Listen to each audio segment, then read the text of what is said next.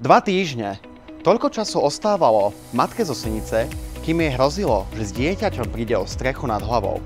Banka povedala nie a ona bola zúfalá a plná strachu o syna.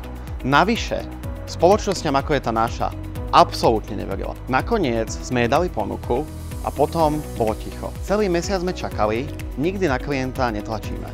Vedeli sme, že bojuje s nedôverou a s blížiacim sa termínom dražby. Telefonát prišiel, až keď bol jej strach silnejší ako pochybnosti. Okamžite sme konali, času bolo málo.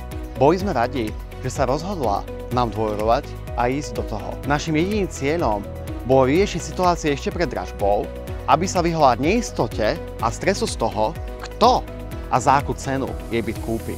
Pre nás to ale nekončilo podpisom. Vedeli sme, že potrebuje čas. Ako veľký benefit sme sa dohodli, že v byte môže zostať bývať, kým si nenájde svoje nové vysnívané bývanie.